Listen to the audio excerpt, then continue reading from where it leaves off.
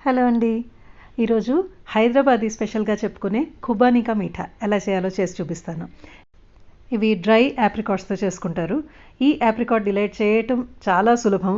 అసలు ఇది లేకపోతే ఒక పార్టీ కంప్లీట్ అవ్వదేమో అన్నంత టేస్టీగా ఉంటుంది. ఎలా చేయాలో చూపిస్తాను ఇప్పుడు. ఓహోయ్ కుకింగ్‌కి స్వాగతం. దీనికోసం నేను 100 గ్రామ్స్ ఖుబానీలు తీసుకున్నాను. అవే డ్రై యాప్రికాట్స్. ఇవేమన్నా పెద్ద సూపర్ మార్కెట్స్‌లో దొరుకుతూ ఉంటాయి. లేదంటే డ్రై ఫ్రూట్స్ అమ్మే షాప్స్‌లో ఈజీగా దొరుకుతాయి.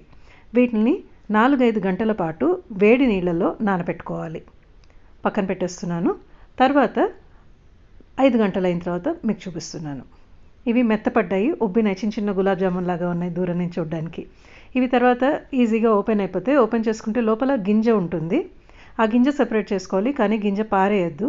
మీరు బయట ఎప్పుడైనా ఖుబానీ కా మీఠా తిని ఉంటే దాంట్లో పప్పుల్లాగా కనిపిస్తాయి, అవే ఇవి. అందుకని అన్నీ పక్కన తీసి పెట్టుకుంటున్నాను.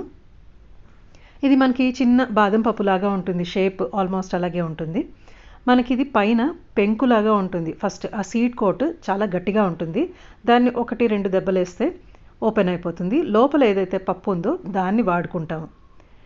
నేను ఇలా కొట్టేటప్పుడు 1-2 చిన్నగా పగిలినాయి, ఏం పర్లేదు, అలాగే వాడేసుకోవచ్చు. పైన ఉన్న సీడ్ కోట్ పెంకు చాలా గట్టిగా ఉంటుంది, అది వాడుకోవడానికి లేదు, దాన్ని పారేసేయటమే. ఇలాగా ఉంటుంది. ఇప్పుడు ఇవన్నీ కొన్ని ముక్కలు చెక్కలుగా అయినాయి, అన్నీ కలిపి నేను వాడేస్తున్నాను. కొన్ని హోల్గానే వచ్చినాయి.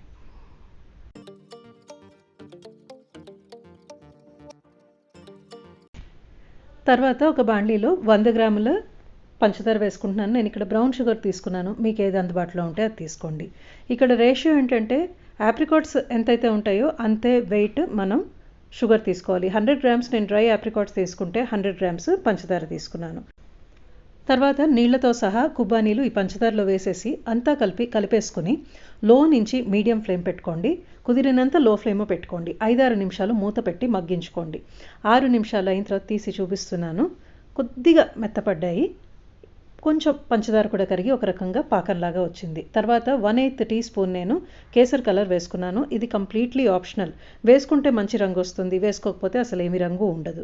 తర్వాత ఇలాగ కొట్టి పెట్టుకున్న పప్పులు కూడా వేసుకుని అంతా కలిపేసుకుని లో ఫ్లేమ్లో పెట్టుకుని ఇంకొక 3-4 నిమిషాలు మగ్గించుకోండి. తర్వాత ఒక 4 నిమిషాలు అయిన తర్వాత మీకు చూపిస్తున్నాను. చూడండి, ఇంకొంచెం పాకం గట్టిగా అయింది, దగ్గర పడింది. యాప్రికాట్స్ కూడా చక్కగా మగ్గినాయి. మనకి ఇంకా ఇది సర్వ్ చేయడానికి రెడీ అయిపోయినట్టే. అంతే అండి, సులభంగా అయిపోతుంది. ఇది వేడివేడిగా కంటే రూమ్ టెంపరేచర్కి వచ్చిన తర్వాత తినడానికి చాలా బాగుంటుంది. ఫ్రిడ్జ్లో పెట్టుకుని చల్లగా తింటే ఇంకా బాగుంటుంది. ఐస్ క్రీమ్తో తింటే అసలు చెప్పనక్కర్లేదు, బ్రహ్మాండంగా ఉంటుంది. ఒకసారి తప్పకుండా చేసి చూడండి. ఈ మధ్య ఆన్లైన్ కూడా చాలా ఈజీగా దొరుకుతున్నాయి ఇవి. చేసి చూసుకొని మీ అభిప్రాయాన్ని తెలపండి. ధన్యవాదాలు.